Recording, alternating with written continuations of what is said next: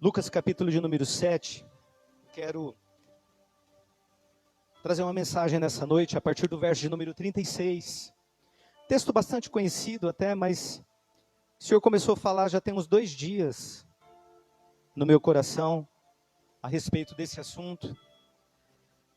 E aí quando o assunto sempre vem primeiro, depois eu vou lá, qual que vai ser o texto que eu vou usar para falar sobre isso? E Lucas, capítulo de número 7, a partir do verso de número 36, fala a respeito de uma mulher. Uma mulher que conseguiu atrair a atenção do Senhor. E não apenas atrair a atenção do Senhor, mas de todos que estavam presentes.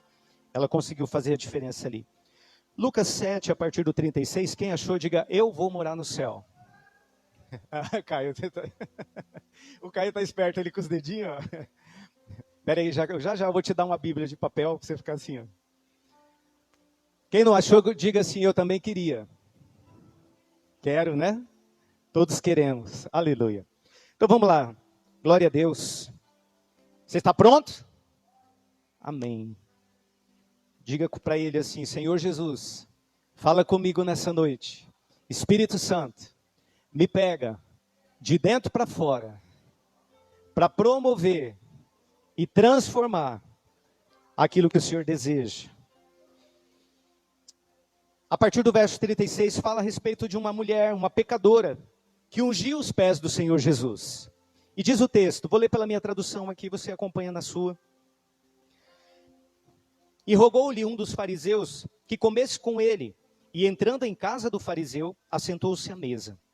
E eis que uma mulher da cidade, uma pecadora, sabendo que ele estava à mesa em casa de fariseu, levou um vaso de alabastro com unguento, também conhecido como bálsamo, e estava por detrás dos seus pés chorando.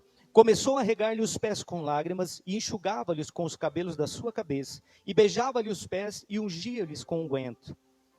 Não nardo aqui, tá? Mas bálsamo, eu vou falar disso. No 39.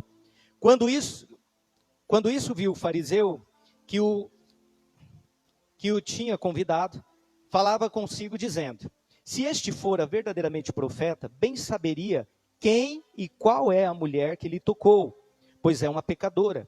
E respondendo Jesus, disse-lhe, Simão, uma coisa tenho a dizer-te. E ele disse, dize-a, mestre. Um certo credor tinha 2 devedores, um devia-lhe 500 dinheiros e o outro 50. E não tendo eles com o que pagar, perdoou a ambos. Dize-me, pois, qual deles amará mais aquele que perdoou a dívida? E Simão respondendo disse, tenho para mim que é aquele a quem mais perdoou, o que tinha uma dívida maior. E ele lhe disse, julgaste bem. E voltando-se para a mulher, disse a Simão, vês tu esta mulher?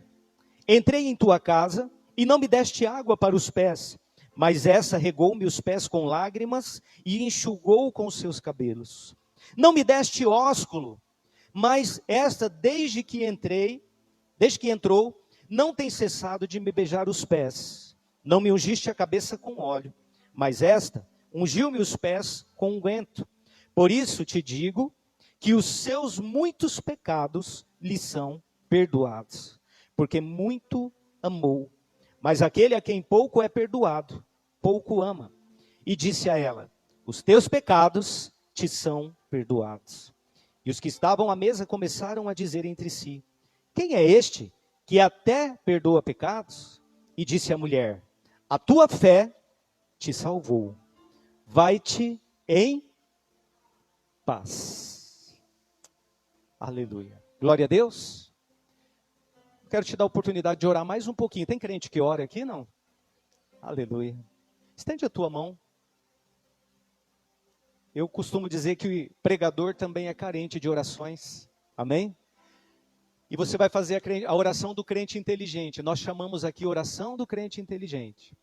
E a oração do crente inteligente funciona assim: na hora que o pregador vai começar a pregação, você tem duas opções: ouvir do homem, naturalmente, ou interceder e dizer: Senhor, usa ele, toma ele, Espírito Santo, fala na boca dele, porque eu não quero ouvir de homem, eu quero ouvir do Senhor. Então estende a tua mão, vamos orar. Pai, nós queremos aqui ainda glorificar o teu nome mais uma vez, e pedir em nome de Jesus, dá vida à tua palavra. Usa, Senhor, mais uma vez, este teu servo como porta-voz. Faz em mim, Senhor, aquilo que o Senhor quer fazer, um instrumento, uma ferramenta, um canal do teu fluir, do teu derramar nessa noite. Em nome de Jesus, nós te pedimos, renova agora na minha boca, na minha vida, Senhor, e no coração da igreja. Palavra de sabedoria, palavra de conhecimento, palavra de ciência nessa noite. Vai soprando agora, Senhor, um vento novo, um vento bom. Muda a atmosfera e o ambiente desse lugar. Pai, em nome de Jesus, que o Senhor possa operar agora em cada coração que está aberto, receptivo. Já estivemos aqui, Senhor, louvando, adorando, bendizendo o teu santo nome, oferecendo ao Senhor, Pai, o nosso louvor, a nossa oferta sincera de adoração, Pai. E nós queremos agora pedir: derrama, abre os céus e vem liberando nessa noite aquilo que o Senhor tem preparado, aquilo que aprove ao Senhor, Pai, liberar. Aquilo que o Senhor já colocou, Pai, no coração de cada um para ser despertado, no solo da terra fértil, do coração de cada um. Em nome de Jesus, vai operando, vai falando, vai movendo. Fala conosco, através da tua palavra, rema, revelada, renovada mais uma vez, em nome de Jesus. Amém? Quantos podem dizer amém? Glória a Deus. Aquela mulher, eu acredito que a maioria, ou todos conhecem, né, essa passagem. Ela tem alguns aspectos interessantes, porque a palavra diz que um certo homem fariseu, chamado Simão, porque o texto declara seu nome, faz um convite ao mestre, e ele diz: mestre, vem, entra na minha casa, vamos fazer alguma coisa ali, né? Vamos fazer um comes e bebes, um coffee break. E ele chama o mestre para a mesa, e quando ele chama o mestre para a mesa, estão reunidos outros homens, penso eu, fariseus também, outros talvez judeus, mas enfim, tem mais gente na sala. Existe um ambiente que foi criado por aqueles que muitas vezes perseguiam, acusavam, se levantavam e procuravam, inclusive, ocasião para dar uma rasteira, para prender Jesus. E ali ele estava na casa, no território inimigo, vou chamar assim, porque ele estava na casa de um fariseu. Um mestre da lei, ali um daqueles, né, que estava envolvido com os mestres da lei, que talvez estivesse armando alguma situação, a Bíblia não fala nesse sentido, mas a questão é, ele estava em território inimigo. Ele estava num lugar onde ele, com certeza, estava preparado para estar naquele lugar, discernindo tudo. E ele sabia ali, provavelmente, que algo muito grandioso ia acontecer naquele lugar. Isso eu interpreto que ele, né, sabedor de tudo que se pensava sobre ele muito provavelmente entrou naquele lugar já esperando que algo grande fosse acontecer, já sabendo até que algo grande aconteceria. Mas a questão é, imagina agora a situação, imagina agora o ambiente, todos estão à mesa, o mestre já está no lugar ali, no local, eles estão debruçados sobre a mesa, estão ali conversando, já tentando arguir, tirar alguma informação dele, conversar, entender quem era, o que ele veio fazer.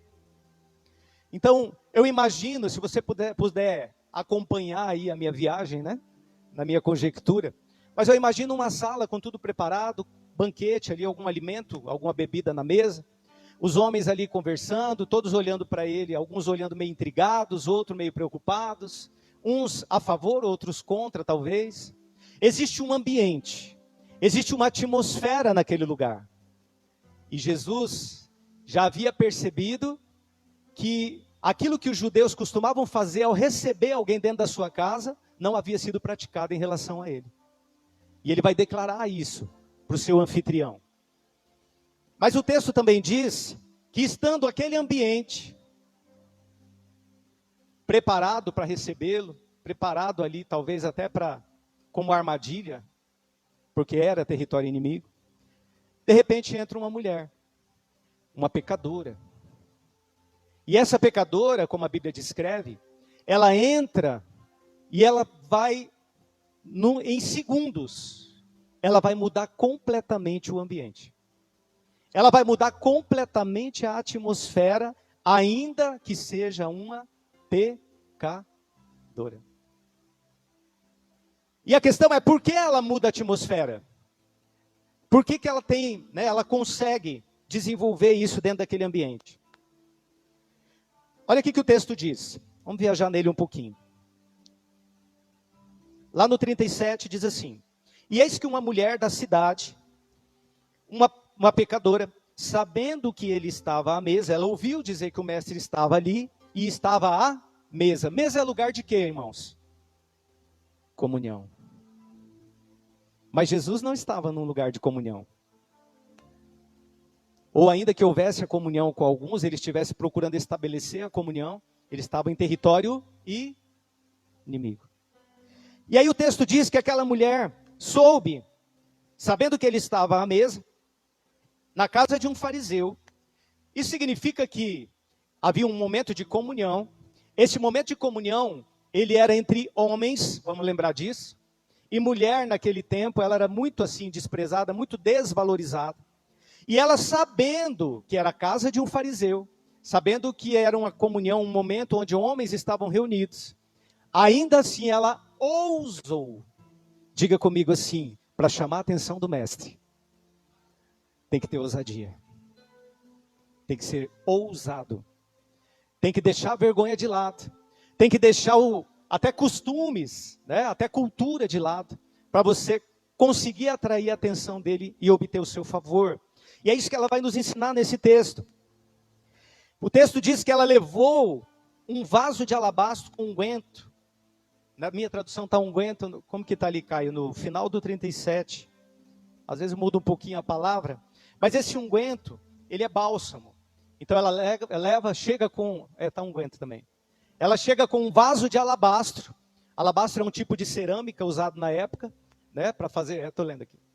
E aí, fala que ela traz esse frasco com um perfume. E nos próximos segundos, não vou nem dizer minuto, ela vai fazer algo que ficou marcado, registrado nos evangelhos e na história daquele povo. Porque quando alguém chega na presença do Senhor com ousadia, quando alguém atravessa os limites, as barreiras da religiosidade, da cultura, da vergonha, da timidez, que muitas vezes a gente encontra dentro da igreja, porque muitas vezes pessoas vêm para dentro da igreja, não estou dizendo que tem alguém aqui assim, mas muitas vezes pessoas vão para dentro das igrejas, e aí por uma questão de timidez, de limitação, de religiosidade, de uso e costume, disso, daquilo, ela não alcança a graça que poderia alcançar, porque ela está presa numa religiosidade, e muitas vezes é uma falsa religiosidade, porque se a gente for analisar o que é religião, religião é um grupo de pessoas que abraçaram alguns padrões, alguns princípios, e elas se reúnem, elas prestam o seu culto, a sua forma de culto. Mas quando a religião impera, acontece tudo. Elas cantam, elas leem, elas declaram, elas ouvem, mas a presença e o poder de Deus não aparecem. Entende o que eu estou dizendo? Não estou falando contra a religião, estou dizendo que quando há uma falsa religiosidade, e a gente vai entender isso já, tudo pode acontecer. Então quando você vem para a presença sem essa ousadia, quando você vem buscar o Senhor sem essa determinação, eu vou independente de quem está lá, eu quero Ele. Eu quero atrair a atenção dEle. E olha o que essa mulher faz. O texto diz assim, que ela levou um vaso de alabastro com unguento, e estando por detrás aos seus pés, chorando, diga comigo, ela estava chorando. O seu coração estava naquele ato. O seu coração estava derramado, tanto quanto o perfume que seria derramado. Não é o perfume. O perfume tem todo o seu sentido e sua simbologia. Mas é o quanto ela derramou de si é o quanto você derrama de você. E aí, eu começo a pregar nessa noite. O texto diz que ela começou a regar-lhe os pés, né? Chorando, começou a regar-lhe os pés, com lágrimas, e enxugou com os cabelos. Ela começa a derramar. Historiadores vão dizer que aquele perfume, aquilo que ela levou, era de muito valor. Era algo precioso. Mas mais precioso do que tudo aquilo, ainda que o vaso custasse muito dinheiro, ainda que o unguento que ela levou custasse muito dinheiro, não era o principal que atraiu a presença, que atraiu a atenção, melhor dizendo, de Jesus. Essa mulher, ela chega e ela derrama. O texto diz que ela começa a derramar daquilo que ela levou sobre os pés do mestre, começa a ungir. E aí tem uma questão. Não disse que ela apenas abriu uma embalagem, um vasilhame e começou a derramar. Começou a, né? Tem uma diferença. Quando você abre, deixa eu pegar aqui alguma coisa. Tem uma diferença quando você abre e quando você quebra. Quando você abre, você controla a quantidade. Um pouquinho. Outro pouquinho. Mas se eu quebrar a embalagem, você já não controla. E aí quando a gente chega na casa dele aqui, irmãos, quando a gente vem para a presença dele nessa noite, para sermos despertados um pouco mais, você tem a opção de abrir o teu coração, ou de se quebrar diante dele, de se desfazer diante dele. Porque quebrantamento, e a Bíblia vai falar, eu quero usar alguns textos que vai falar sobre quebrantamento. Quebrantamento atrai, aproxima a presença dele. Quebrantamento traz aproximação com ele. Então diga comigo assim, eu não vou apenas abrir o meu coração nessa noite, mas eu vou me quebrar diante dele. A palavra de Deus diz lá em Apocalipse 3:20, eis que estou à porta e bato. Se alguém abrir a porta, entrarei em sua casa e cearei com ele. Mas nós não queremos Jesus apenas abrir. Nós não apenas queremos abrir a porta do nosso coração. Porque quando a gente abre, a gente tem o controle de abrir e fechar.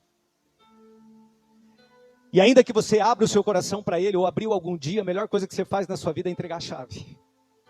Porque daí ele entra e sai quando quiser. Fala, Senhor, minha vida é tua, meu coração é teu, tudo é teu, a chave é tua. O acesso é livre, o Senhor não precisa mais bater. Mas eu não quero abrir apenas uma porta. E sim, eu quero quebrantar o meu coração. Quebrar o meu coração diante do Senhor. Rasgar, circuncidar o meu coração diante do Senhor. E aquela mulher, ela faz isso. E você que se declarou nessa noite, quando eu perguntei dos adoradores, quem é adorador aqui nessa casa? Você tem que lembrar que não existe adoração sem quebrantamento. Quando você canta louvores, você canta hinos de adoração, ou você adora, porque na verdade adorador que é adorador, ele não vem para a casa de Deus adorar. Adorador que é adorador, ele já vem para a casa de Deus adorando.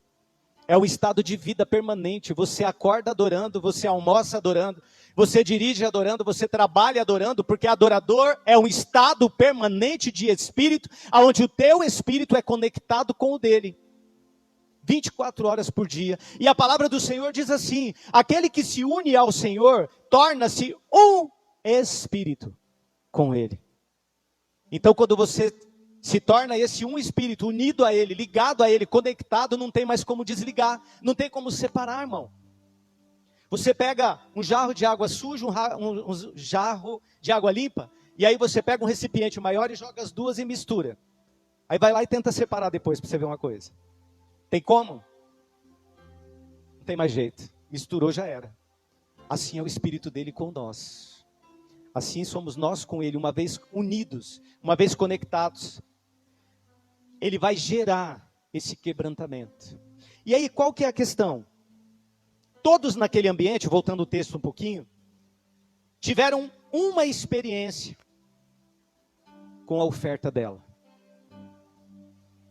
Sabe como que é? Quando você tem uma vida de oração, você tem uma vida conectada com Ele, quando você tem um estilo de vida já adorando, quando você permanentemente está buscando, está se alimentando da palavra, se alimentando no Espírito, porque a palavra de Deus diz que nem só de pão viverá o homem, mas de toda a palavra que sai da boca do Senhor. E não está dizendo apenas da palavra que está escrita, registrada aqui nesse livro, mas daquilo que sai da boca dele como palavra viva. Quando você busca, lá no seu quarto, é a loucura do evangelho, né? Você entra no seu quarto e começa a falar sozinho, parece que está doido. E aí você não ouve nada, parece que ele não responde. E aí muitas vezes o inimigo tenta gerar dúvida e te conduzir a desistir. Como se Deus não respondesse ou não estivesse ouvindo.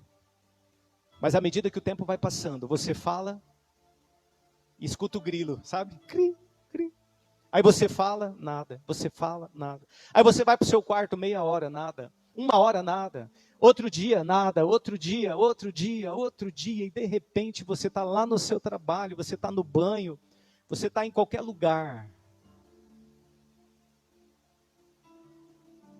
E você ouve uma voz lá dentro, tão profundo que no início você não sabe quem está falando. Filho, filha, eu tenho ouvido as vossas orações. Toda petição que você tem apresentado tem chegado diante de mim, encontrado lugar, e nada daquilo que você tem apresentado com o coração derramado na minha presença ficará sem resposta. A palavra de Deus fala sobre uma fé, um nível de fé sobrenatural, uma fé completa que nós devemos desenvolver, buscar achar. O livro de Judas, capítulo único, Judas diz assim que nós devemos batalhar, pelejar pela fé completa, que de uma vez por todas, numa única vez, foi dada aos santos apóstolos, através do Mestre, através de Jesus. Eles receberam a porção completa. Você e eu não. A gente tem que, pelejar. Ainda que a sua fé seja do tamaninho de um grão de mostarda, você tem que trabalhar, buscar, investir para que ela cresça. Porque a palavra de Deus diz que o grão de mostarda, sendo o menor dos grãos, quando cresce, se torna a maior de todas as hortaliças. Então a palavra de Deus está dizendo assim, ei, não se acomode com a fé grãozinho não. É para você trabalhar essa fé, para você investir essa fé. E aquela mulher, ela estava com uma fé gigantesca. Você entende isso? Para quebrar toda a cultura, para quebrar os costumes, todos os hábitos, para ela se expor como ela se expôs. Sabendo que ela tinha uma fama, porque todos já reconheceram quando ela entrou no ambiente, essa mulher é pecadora. Esse Jesus aí não é profeta não, como ele está achando que é, como estão dizendo. Porque se ele fosse profeta, ele saberia quem está aí e que tipo de mulher é essa que está aos pés dele. Deixa eu falar uma coisa para você. Toda vez que você busca a presença do Senhor, onde houver um fariseu, e eu quero dizer para você que dentro das igrejas tem fariseu. Crente fariseu. Ele vai olhar e vai acusar. Ele vai olhar e ele vai condenar. Ele vai fulminar. Ele vai sentenciar. E não é raro a gente ouvir dentro... Eu falo igrejas, irmãos, porque para quem já nos conhece, são quase 17 anos de itinerância. Pregando em várias denominações, para lá, para cá. E a gente já viu muita coisa. Acompanha muita coisa, conversa com os pastores de muita igreja, né? Fica sabendo de alguns relatos, alguns testemunhos também. Mas a questão é, em muitas igrejas, em muitos lugares, que é o lugar da comunhão, às vezes até na noite da mesa, da ceia, sempre tem um fariseuzinho lá, para apontar o dedo e falar assim, se ela vier para cá, eu vou embora. Se ele entrar nessa igreja, eu estou fora. Se eu não gosto, aquela irmã lá, aquele irmão é o fariseu, que aponta o dedo e fala assim, não, aquele lá é muito pecador. Aquela ali, vixe, se o pastor soubesse a fama dela. É o crente fariseu. E é exatamente o que o fariseu está fazendo.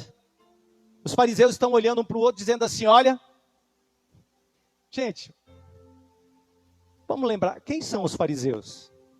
Da história lá, né? Do povo. São aqueles que endureceram o coração para o reino de Deus, para o Filho de Deus, para o plano de Deus. Não abriu o coração. E aí eu quero fazer um rápido parênteses, e a gente já volta no texto, não fugindo. Mas vamos imaginar uma coisa, vamos entender algo aqui nessa noite. Aquela mulher foi diante de Jesus e ela quebrou o seu coração, ela não quebrou apenas ali, ela não apenas derramou o vaso, ela derramou a essência dela. Ela derramou o que ela tinha dentro, independente se era pecaminoso, se era mal cheiroso, se era alguma coisa que Jesus pudesse, né, dizer, sai daqui, mulher. Ela não olhou para isso. Ela apenas olhou para a oportunidade e ela ousou entrar na presença do mestre. E ela se quebrantou diante dele. E por se quebrantar, por quebrar o coração, rasgar o coração diante do mestre, ela mudou o ambiente. Toda a atmosfera é mudada. O clima muda. E faz aflorar o lado fariseu, mais fariseu daqueles fariseus. Como acontece dentro da igreja. A questão é, quando você, adorador, vem para a casa do Senhor, e você vem e derrama aquilo que tem aí dentro. Você não abre só para dar gotinha na presença, mas você quebra o vaso e deixa o que está dentro ser liberado. Porque tudo aquilo que Deus vai usar na tua vida, Ele já colocou aí dentro. Toda a essência que veio dele já está aí dentro. O Espírito Santo dele, que habita em você, já está aí dentro. O reino dele, que Ele trouxe a essa terra através do seu Filho Jesus, já está aí dentro. O que a gente precisa fazer? Quebrantar. É só quebrar o vaso. Esse vaso. Esse vaso de barro que está sentado aí na cadeira. Só que quando você vem, quando alguém vem, e é o caso dos fariseus, de ontem e de hoje, que muitas vezes vem para a casa de Deus, vem para a presença de Deus, só que vem com o coração endurecido. Porque quem não vem com o coração quebrantado, é porque ainda está com o seu coração endurecido. E aí eu quero rapidinho, que eu não vou entrar muito nessa parte, mas só para você entender o que eu estou dizendo. O que caracteriza alguém com o coração endurecido? Primeiro, essa pessoa se torna mecânica naquilo que faz. Ela já não sente mais. Ela está cauterizada no coração, não tem a menor sensibilidade. É como alguém que tem hanseníase ou lepra, né, conhecida na antiguidade como lepra, que hoje já tem tratamento, tem medicação, mas se você já teve contato com alguém com lepra, ou já leu a respeito, um dos primeiros sintomas, características, são manchas que aparecem, onde a carne perde completamente a sensibilidade. Então aparece uma mancha, você pode ir lá com um alfinete e a pessoa não sente aquela área. Pode ir lá com a faquinha e não sente. Naquela primeira camada ali, na camada que já adormeceu, pele morta, tecido morto, não sente mais nada. E muitas vezes, quando nós não buscamos quebrantar e derramar e liberar e buscar e conectar com Ele e achar essa presença, nós vamos viver uma vida medíocre na presença dEle. Uma vida onde o coração endurecido não vai permitir alcançarmos aquilo que Ele tem preparado. Então, o coração endurecido, rapidinho, primeiro, ele torna a sua adoração, a sua busca mecânica. Você vem para a igreja, a pessoa vem para a igreja, ela vem, ela canta, ela fala, ela ouve, ela lê, ela sabe, ela conhece, ela adquire conhecimento, mas o seu coração está duro. Coração de pedra. E é um coração duro, o Senhor resiste. A Bíblia diz que já há um coração quebrantado, contrito, Ele não resiste. A sua oferta é rejeitada. Deus rejeita a oferta. Eu citei Caim. Caim, ele com o seu coração endurecido, ele vai e apresenta a oferta, mas a oferta é rejeitada e não apenas a oferta. Mas Caim é rejeitado. Então quando alguém vem com o coração endurecido, continua caminhando anos e anos, às vezes com o coração endurecido. Ele está trazendo a oferta, mas a oferta não está sendo recebida. A oferta da adoração não está sendo recebida, está sendo rejeitada. Porque a melhor oferta, e a oferta que Deus mais quer, é você. sou eu. Eu preguei um tempo atrás aqui sobre isso. A melhor oferta que existe para Deus é você. Somos nós, cada um. E a gente tem que procurar dia a dia preparar essa oferta. Uma oferta perfeita, que não seja cega, nem coxa, nem, né? Que não seja imperfeita, para que ele receba. Uma pessoa com o coração endurecido, ela não pode ser alcançada pela presença, pois ela constrói muros, barreiras, aonde Deus prefere nem entrar. A presença de Deus nem toca. Mas a questão é, o que pode endurecer o coração de alguém?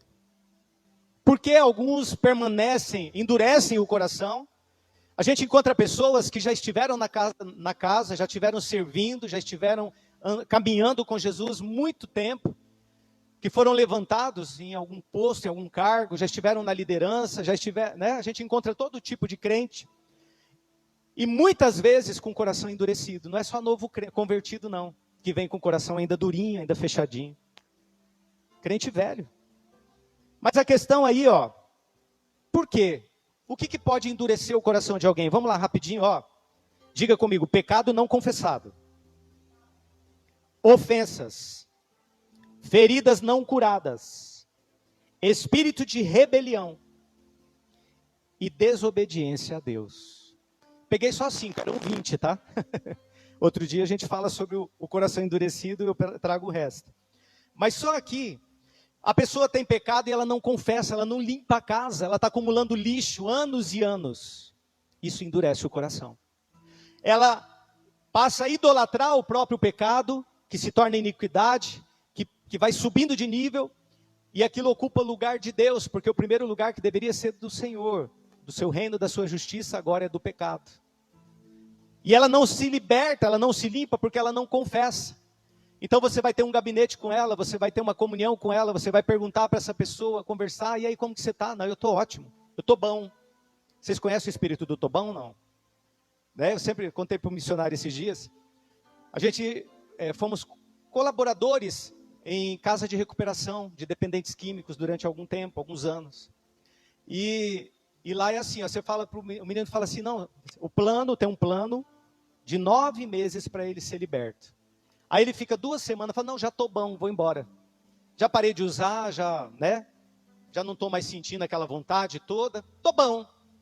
E aí os obreiros da casa vai lá, ora, aconselha, conversa, não, fica, cumpre aí todo o plano, são 9 meses só, é só uma gestaçãozinha, né? Aí conversa, ora, tal, manifesta alguma coisa, repreende, expulsa e tudo. Aí de vez em quando fica, mas tem uns que baixa o tobão, ele abraça o tobão, põe a mochilinha dele nas costas e ó, a pé. Vem embora, na estrada. O coração endurecido, ele dá lugar para o espírito do tobão, que eu estou citando aqui de uma maneira que pode ficar engraçada, mas é sério. Endurece o coração, o lixo que você não põe para fora. Lá na sua casa você põe lixo para fora todo dia, não? Uma vez por semana? Uma vez por mês? Uma vez por ano? 3 vezes por ano? Amém. Coração endurecido, ó, dureza de coração, ofensas que não são consertadas, onde não há conserto. Um ofende o outro dentro de casa, alguém te ofende no emprego, no trabalho, nos seus lugares onde você frequenta, e aí o que acontece? Não limpa essa sujeira, não conserta. E a palavra de Deus ensina o quê? Se você vier trazer a sua oferta diante do altar, e você estiver desalinhado, estiver aí com alguma situação de divisão, de contenda, de porfia, de dissensão com algum irmão, o que Deus fala? A palavra fala? Deixa aí de lado a sua oferta, vai lá, conserta com ele, ó, me perdoa, Ângela, aquilo que eu falei, não, te perdoo, né? Conserto, cai por terra, envergonha o inimigo. Aí você vem, pega a sua oferta, para ela ser aceitável diante do Senhor. E aí tem gente que não entende, pastor, muitas vezes. Ah, mas eu sou dizimista, eu oferto todo o culto. A Bíblia fala lá que Deus tem poder, Ele vai multiplicar a semente, que quanto mais eu semear, mais eu vou colher. Eu não estou colhendo nada. Eu estou lançando semente e nada de... Estou aqui, ó, patinando na lama, né? A palavra de Deus também diz assim, volta onde caíste. Arrepende-te. Arrepende-te. Arrepende-te. É a mensagem número 1 do Evangelho. Desde João Batista. Arrepende-te, porque o reino de Deus está próximo. Aí chega Jesus. Arrependei-vos, porque é chegado a vós o reino dos céus. Arrependimento. Eu me arrependo, Senhor, porque eu falei algo contra aquela pessoa. Eu peço perdão para o Senhor. Aí acho que está tudo bem. Senhor, eu lesei, eu peguei mais do que devia. Eu prejudiquei alguém. Perdão. O pai fala, se for sincero, o coração quebrantado, derramado diante dele, está perdoado. Mas não estará liberto nem curado até você voltar onde você caiu. Se arrepender e olhar no olho daquela pessoa e dizer, me perdoa porque eu fiz isso, isso, isso. Ou, às vezes você é o cristão e o outro não é. E aí você fica esperando o outro que não entende nada, não sabe de nada, não está nem aí com nada, está vivendo pelos padrões do mundo, vir. E eu quero dizer para você, ainda que o outro, um terceiro aí, o próximo, né? Pecou contra você, toma o primeiro passo. Você é quem está na presença dele. É você quem veio se derramar na presença dele essa noite. É você que tem buscado. Ofensas, feridas da alma, feridas, né, no emocional. Espírito de rebelião que entra. Começa com rebeldia. E rebeldia, ela vem de berço, tá? Rebeldia já tem uma sementinha lançada no berço. Porque tem muita família que eu já tive a oportunidade de atender, de conversar, que vem pedir socorro, fala assim, pastor, o meu filho, ele não quer vir para a igreja. O meu filho, ele já tocou no louvor, ele está desviado. Só que, se você tivesse a oportunidade de virar uma mosquinha, e voltar lá atrás e entrar na casa dele, você ia ouvir muitas vezes assim, não, negócio de pastor não está com nada não, larga a mão de igreja. Aquele pastor lá, não sei o que, e fala mal do pastor, e fala mal da igreja. Sua avó foi na igreja 40 anos, morreu indo na igreja, e não deu em nada aqui, né? A gente sabe que lá em cima. A questão é, a sementinha da rebelião começa dentro. E aí, eu vou terminar.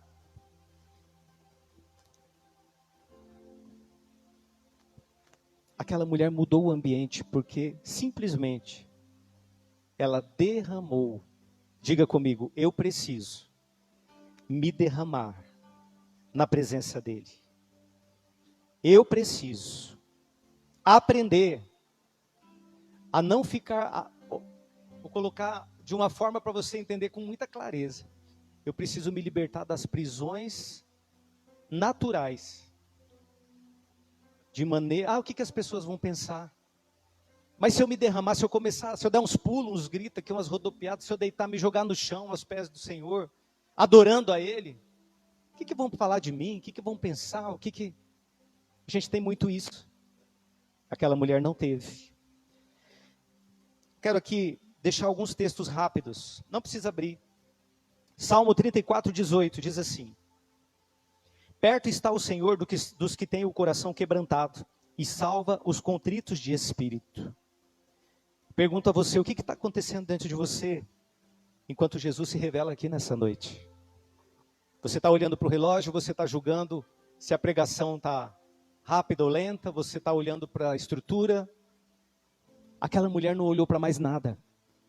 Ela não olhou para os fariseus, ela não olhou para a estrutura, ela não foi olhar o que tinha na mesa, lá se tinha alguma coisa de gostoso. Ela não olhou para nada. Ela simplesmente se voltou, toda a sua atenção e o seu foco para o mestre. Isaías 61:1 diz assim: o Espírito do Senhor Deus está sobre mim, porque o Senhor me ungiu para pregar boas novas aos quebrantados. Enviou-me a curar os quebrantados de coração. Mateus 11:26. Se crer e não duvidar no coração, não na mente. Quando você vem para cá, você tem que vir crendo, o Senhor vai me alcançar.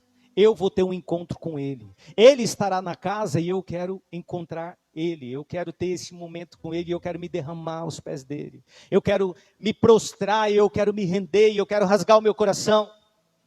E entregar a Ele tudo. Entregar a Ele aquilo que eu tenho de maior valor.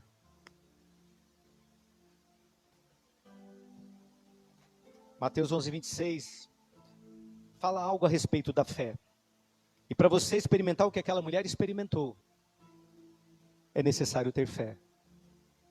Porque a fé é o combustível principal. E ela usou uma fé que talvez nem tenha sido pregado para ela um dia sobre fé. E você que já foi pregado, que já sabe sobre fé, que já entende, que já conhece, que já leu, muitas vezes não exercita a sua fé. Só que a fé que aquela mulher usou é uma fé que brotou do seu coração, não da sua mente. Sabe por que muitas vezes você não alcança, não recebe? Por que muitas vezes você entra e sai da igreja como se parece que nada aconteceu, foi só uma palestra. Aí fica muitas vezes esperando do pregador, esperando do profeta, enfim. Não que isso seja errado, né? A gente espera que Deus use, e Deus usa de maneiras diferentes. Um dia Deus quer curar, Ele cura. Um dia Deus quer revelar, Ele revela. Outro dia Deus quer falar com você e quebrar estruturas aí dentro, Ele quebra. A questão, irmãos, olha aqui para mim. Fé na mente, fé no coração. Você tem acesso às duas. A questão é, você precisa entender se você tem usado a sua fé na mente, no seu intelecto, de maneira intelectual, intelectualizando tudo. Você olha para a palavra de Deus, para os milagres que Jesus operou, e muitas vezes você está dizendo assim, Deus tem poder. Deus pode, Deus já fez na vida da irmã ali, Deus pode fazer na minha. E aí você sai nível intelectual, nível de mente, de pensamento, Deus vai fazer.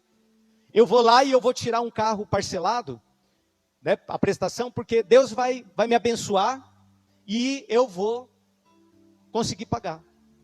Fé na mente. 30 centímetros de distância mais ou menos. A fé que Deus honra é a fé do coração. É aquela que não está só na boca, no seu pensamento, na sua inteligência, mas é quando o seu coração, o seu ser, a sua existência, a sua essência é derramada, é liberada junto com aquilo que você está declarando. Duas coisas são necessárias, e aquela mulher usou as duas. A primeira é colocar ação ou declaração sobre uma fé que está aqui dentro. A segunda é colocar ação, declaração, numa fé que tem base nessa palavra. Milhares de promessas para você. E você pode tomar posse de cada uma delas. Porque todas as bênçãos, a palavra de Deus vai dizer, todas as bênçãos já foram liberadas nas regiões espirituais em Cristo Jesus. Se você crê, coloca de pé nessa noite. Mas não coloca de pé como você entrou, não. Se coloca de pé com ousadia. Se derramando, se quebrantando. Ela quebrou o coração diante dele. E um coração quebrantado e contrido, o Senhor não desprezará. Você entende? Quando você crê na mente, no pensamento, e você declara, você vai passar por um sentimento mais cedo ou mais tarde de fracasso. Puxa, eu acreditei tanto. Eu crio, o pastor falou, olha, Deus vai mudar a sua situação. E eu disse, sim, Ele vai mudar a minha situação. Mas estava aqui, nível de mente. E aí você tem que pegar essa mesma fé e trazer ela para cá. Porque não é o pastor que disse. A palavra de Deus diz que o Senhor se alegra na prosperidade dos seus servos. Aí não é mais o pastor, você entende? A palavra do pastor, se ele falar por si próprio, pode até voltar vazia, mas a de Deus.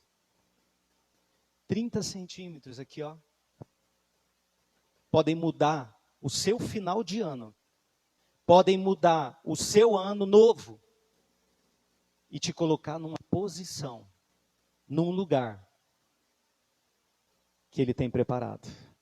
Onde os seus pecados são perdoados, onde suas forças são renovadas, onde o seu histórico é apagado no passado, e Ele coloca um caminho novo, Ele coloca agora coisas novas, porque Deus tem coisas novas, Deus é Deus de projetos novos, e Ele quer fazer na tua vida. Então somente você precisa se derramar diante dEle. Feche os teus olhos nessa noite. Fala com ele. Fala assim,